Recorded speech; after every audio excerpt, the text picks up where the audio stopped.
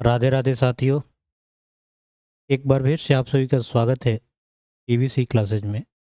दोस्तों, आज हम चैप्टर 3 देख रहे हैं, class 10th geography, Bihar board SCERT board, है ना।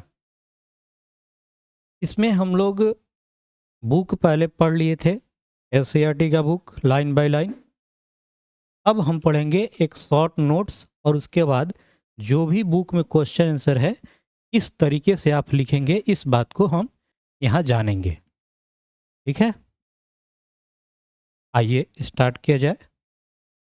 बातों को ध्यान से सुनना है, सुनने मात्र से आपको ये सारी बातें धीरे धीरे माइंड में छप जाएगी। 2-4 बार देख लीजिएगा।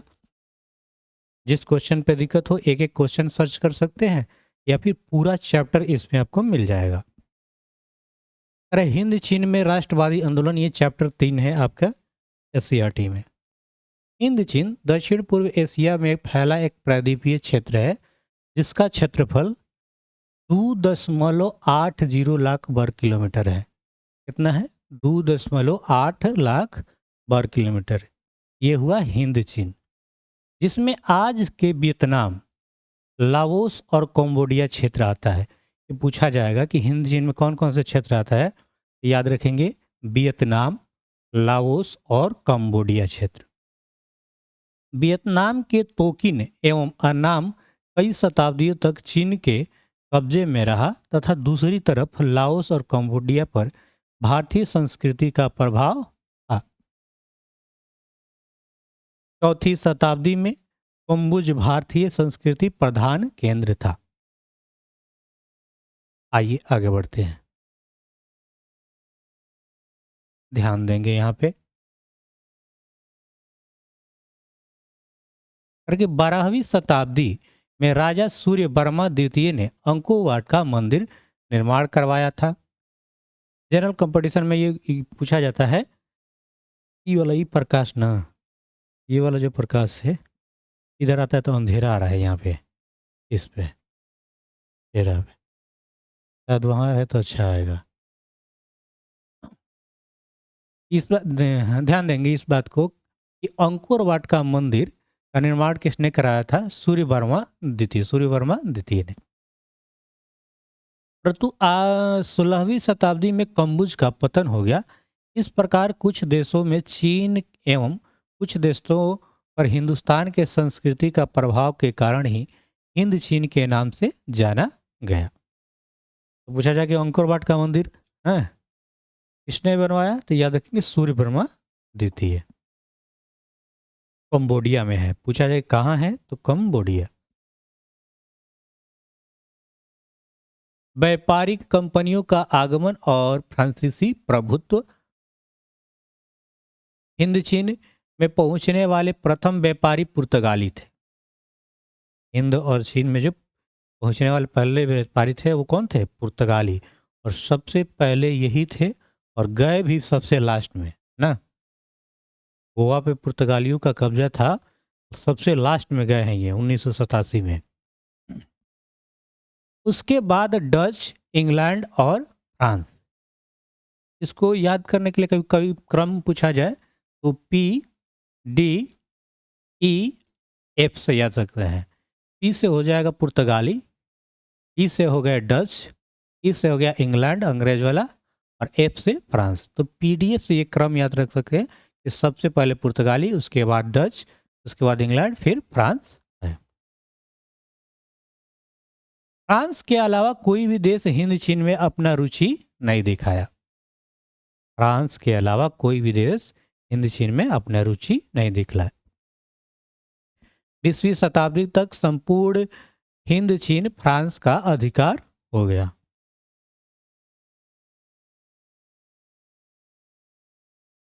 फ्रांस द्वारा उपनिवेश स्थापना के उद्देश्य, फ्रांस द्वारा हिंद चीन को अपना उपनिवेश बनाने का उद्देश्य डच एवं ब्रिटिश कंपनियों के व्यापारिक प्रतिस्पर्धा का सामना करना था। उद्योगों के लिए कच्चे माल उपनिवेश से ही प्राप्त होते थे, और तथा तैयार वस्तुओं को बेचने के लिए उपनिवेश एक बाजार का रूप था। एक तरफा अनुबंध व्यवस्था, एक तरफा अनुबंध अव्यवस्था एक ही तरह की बंधुआ मजदूरी थी। वहाँ मजदूरों को कोई अधिकार नहीं था, जबकि मालिकों को असीमित अधिकार था। हिंद चीन में बसने वाले फ्रांसीसी को कोलोन कहे जाते हैं। हिंद चीन में राष्ट्रीयता का विकास, अगला जो हेडिंग है, टॉपिक है, वह है हिंद चीन में राष्ट्रीयता का विकास।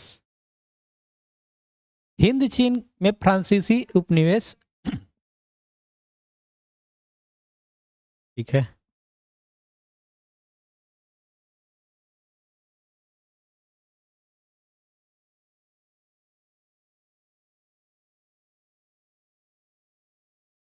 हाँ, नहीं, हाँ, वही नेटवर्क की है तो रिकॉर्ड हो ही जाएगा, वही डाल देंगे।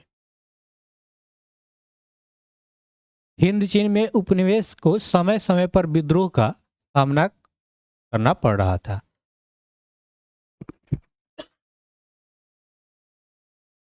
20वीं शताब्दी के शुरू में यह और मुखर होने लगे, है ना। हिंद चीन में राष्ट्रीयता का विकास क्या हुआ कि हिंद चीन में जो फ्रांसीसी उपनिवेश का समय समय पर विद्रोह का सामना करना पड़ रहा था। 20वीं शताब्दी में शुरू में यह मुखर होने लगा और गति प्रदान होने लगा इस युद्ध का। 1930 ईस्वी में आन बोईचाओ दुई तान हुई नामक एक क्रांतिकारी संगठन की स्थापना की, जिसके नेता कुआंग दे थे। Phan Boi Chau the history of last Vietnam, ये पूछेगा कि the history of last Vietnam कौन लिखे हैं, तो फान बोईचाओ लिख कर हलचल पैदा कर दी। सन्यात सेन के नेतृत्व में चीन में सत्ता परिवर्तन ने हिंद चीन के छात्रों ने प्रेरित होकर वियतनाम कुआन फूक होई यानी वियतनाम मुक्ति एसोसिएशन की स्थापना की। 1914 ईस्वी में देशभक्तों ने वियतनामी राष्ट्रवादी दल नामक संगठन बनाया, लेकिन फ्रांसीसी सरकार ने इसे कुचल डाला। दिन प्रतिदिन हिंद चीन के लोगों की स्थिति दयनीय होती जा रही थी। उनकी स्थिति में कोई सुधार नहीं हो रहा था। प्रथम विश्व युद्ध के बाद कुछ उदारवादी नीतियां अपनाई गई। कोचिन चीन के लिए एक प्रतिनिधि सभा का गठन किया गया और उसके सदस्यों का निर्वाचन की व्यवस्था की गई। 1917 ईस्वी में न्यूगन आई क्वाक यानी हो ची मिन नामक एक वियतनामी छात्र ने पेरिस में ही साम्यवादियों का एक गुट बनाया। 1917 में हो ची मिन नामक एक वियतनामी था जो छात्र पेरिस में ही साम्यवादियों का एक गुट बनाया। हम लोग साम्यवाद और समाजवाद पढ़ लिए क्या है। हो ची मिन शिक्षा प्राप्त करने मास्को गया और मास्को साम्यवाद से प्रेरित होकर 1925 में वियतनामी क्रांतिकारी दल का गठन किया। 1930 के दशक की विश्वव्यापी आर्थिक मंदी ने भी राष्ट्रवाद के विकास में योगदान दिया। चलिए अगला जो टॉपिक है, अगला हेडिंग है, वो है द्वितीय विश्व युद्ध और वियतनामी स्वतंत्रता। द्वितीय विश्व युद्ध और वियतनामी स्वतंत्रता। जून 1940 ईस्वी में फ्रांस जर्मनी से हार गया और फ्रांस में जर्मन समर्थित सत्ता कायम हो गई। उसके बाद जापान ने पूरे हिंद चीन पर अपना राजनीतिक प्रभुत्व जमा लिया। हो ची मिन के नेतृत्व में देश भर के कार्यकर्ताओं ने वियतनाम स्वतंत्रता लीग की स्थापना कर पीड़ित किसानों, बुद्धिजीवों, आतंकित व्यापारियों सभी को शामिल कर छापामार युद्ध नीति का अवलंबन यानी अपनाना किया। 1944 में जर्मनी के आधिपत्य से निकल गया तथा जापान पर परमाणु हमला के पश्चात जापान ने आत्मसमर्पण कर दिया। इस स्थिति में जापान की सेनाएं वियतनाम से निकलने लगी और फ्रांस के पास इतनी शक्ति नहीं थी कि खुद को पुनः हिंद चीन में स्थापित रख सके। इस लाभ को उठाते हुए वियतनाम के राष्ट्रवादियों ने वियतनाम के नेतृत्व को लोकतांत्रिक गणराज्य की स्थापना 2 सितंबर 1945 को करते हुए वियतनाम स्वतंत्रता घोषणा कर दी और इस सरकार का प्रधान हो ची मिन को बनाया गया। तो जो वियतनाम का लोकतांत्रिक गणराज्य की स्थापना वो 2 सितंबर 1945 को हुआ और इस सरकार का जो प्रधान बना वो हो ची मिन को बनाया गया। इतना बात को ध्यान में रखेंगे। हो ची मिन के प्रति फ्रांसीसी नीति, सॉरी, हिंद चीन के प्रति फ्रांसीसी नीति। फ्रांस हिंद चीन में अपने डूबे साम्राज्य को बचाना चाहता था, अतः उसके एक नए औपनिवेशिक तंत्र की योजना बनाई।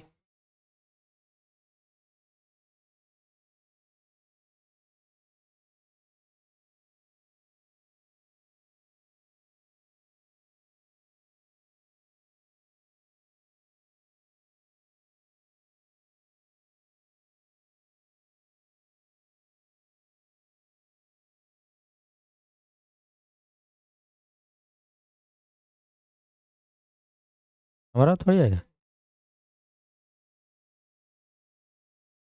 चलिए आगे बढ़ते हैं और हमें इधर देखना है। फ्रांस ने घोषणा की कि फ्रांस के विशाल साम्राज्य को एक यूनियन बना दिया जाएगा। क्या बना दिया जाएगा? यूनियन बना दिया जाएगा, जिसमें अधीनस्थ उपनिवेश शामिल रहेंगे। इस महासंघ का एक अंग हिंद चीन भी होगा। जापानी सेनाओं को हटते ही फ्रांसीसी सेना जैसे ही सौगन पहुंची, वियतनामी छापामारों ने भयंकर युद्ध किया और फ्रांसीसी सेना के शौगन में ही फंसी रही। अंततः 6 मार्च 1946 को हनोई समझौता फ्रांस एवं वियतनाम के बीच हुआ, जिसके तहत फ्रांस वियतनाम को गणराज्य के रूप में स्वतंत्र इकाई माना। साथ ही माना गया कि यह गणराज्य हिंद चीन संघ में रहेगा और हिंद चीन फ्रांसीसी यूनियन में रहेगा। फ्रांस ने चीन में एक पृथक सरकार स्थापित कर लिया, जिससे हनोई समझौता टूट गया। अब तक हो ची मिन ताकत इतनी नहीं हुई थी कि फ्रांसीसी सेना का प्रत्यक्ष मुकाबला कर सके, अतः पुनः गुरिल्ला युद्ध शुरू हो गया। इसी क्रम में गुरिल्ला सैनिकों ने दीवाने विन फू पर भयंकर आक्रमण कर दिया और इस युद्ध में फ्रांस बुरी तरह हार गया। फ्रांस के लगभग 16,000 सैनिकों को आत्मसमर्पण करना पड़ा और इस तरह दीवान बियेन फू पर साम्यवादियों का अधिकार हो गया। अब देखेंगे अमेरिकी हस्तक्षेप। अमेरिका, जो अब तक फ्रांस का समर्थन कर रहा था, ने हिंद चीन में हस्तक्षेप की नीति अपनाई और साम्यवादियों का विरोध में इसकी घोषणा भी कर दी। 1954 में हिंद चीन समस्या पर एक वार्ता बुलाया गया, जिसे जेनेवा समझौता के नाम से जाना जाता है।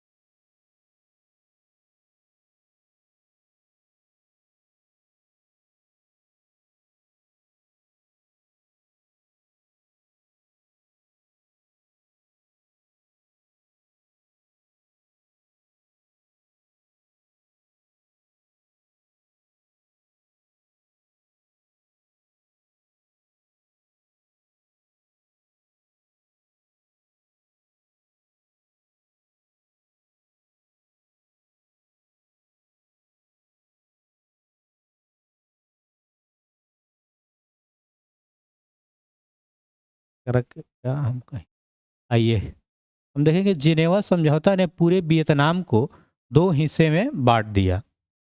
उन्होंने नदी से सटे उत्तर क्षेत्र में उत्तरी वियतनाम को हो ची मिन्ह और उसके दक्षिण में दक्षिणी वियतनाम अमेरिका समर्थित सरकार दे दिया।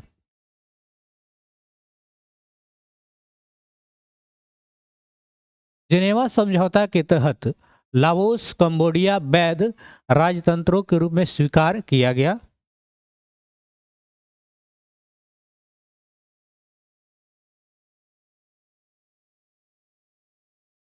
लाओस में गृह युद्ध।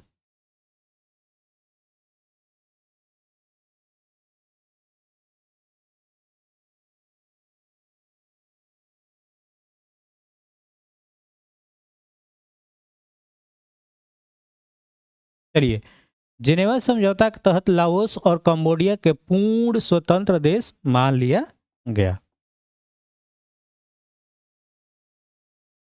हाँ, उन्नीस सौ पीछे से। हाँ, ला ना। जिनेवा समझौता के क्रियान्वयन की देखभाल करने के लिए एक त्रिस्तरीय या त्रिसदस्यीय अंतर्राष्ट्रीय निगरानी आयोग का गठन किया गया, जिसके सदस्य भारत, कनाडा एवं पोलैंड थे। ये तीन सदस्य देश थे। कौन कौन? एक भारत था और एक कनाडा और एक पोलैंड था। लाओस में तीन राजकुमारों के राजनीतिक वर्चस्व संघर्ष के कारण अस्थिरता फैल गई और 25 दिसंबर 1955 को लाओस में चुनाव के बाद राष्ट्रीय सरकार का क्या हुआ? गठन हुआ और सुवन और फूमा के नेतृत्व में सरकार बनी। लाओस में तीन भाइयों के बीच सत्ता को लेकर संघर्ष चालू हो गया तथा भयंकर गृह युद्ध शुरू हो गया। लाओस के गृह युद्ध में अमेरिका रूस की परोक्ष सहभागिता के कारण विश्व शांति को खतरे में डाल दिया। तब भारत ने जिनेवा समझौता के अनुरूप अंतर्राष्ट्रीय नियंत्रण आयोग पुनर्जीवित की मांग उठाई। अंततः 14 राष्ट्रों का एक सम्मेलन बुलाना तय हुआ, जिसमें लाओस के तीनों पक्ष भागीदारी पर रूस, अमेरिका भी सहमत थे। मई 1961 में यह सम्मेलन हुआ, जिसमें सभी राजकुमारों ने संयुक्त मंत्रिमंडल के गठन पर सहमति प्रदान की और मंत्रिमंडल भी बना। परंतु अमेरिका षड्यंत्र के कारण लाओस के विदेश मंत्री हत्या हो गई और गृह युद्ध पुनः शुरू हो गया। अमेरिका के लाओस में साम्यवादी प्रसार नहीं चाहता था, अतः चुनाव द्वारा सुवन फुमा को प्रधानमंत्री बनाया गया और सुफन बोग उप प्रधानमंत्री बना। अच्छा, ये चैप्टर हमारे लिए उतना महत्वपूर्ण नहीं है। अगला चैप्टर जो भारत में राष्ट्रवाद है वो सबसे ज़्यादा महत्वपूर्ण है। इसे केवल पढ़ लेंगे जानकारी हेतु। इससे असंतुष्ट पाथेट लाओस सन 1917 में लाओस पर आक्रमण कर जार्स के मैदान पर कब्जा कर लिया। हालांकि अमेरिका ने इस युद्ध में जमकर बमबारी किया, परंतु पाथेट लाओ के आक्रमण को रोका नहीं जा सका। रूस लाओस पर आक्रमण और उसके बिगड़ती स्थिति की जिम्मेदारी अमेरिका पर सौंपा। अमेरिका के खुलकर युद्ध में आ जाने से यह जटिल स्थिति उत्पन्न हुई थी। 1971 में हजारों दक्षिणी वियतनामी सैनिक लाओस में प्रवेश किया। उनके साथ अमेरिका सैनिक, युद्धक विमान एवं बम वर्षक हेलीकॉप्टर भी थे।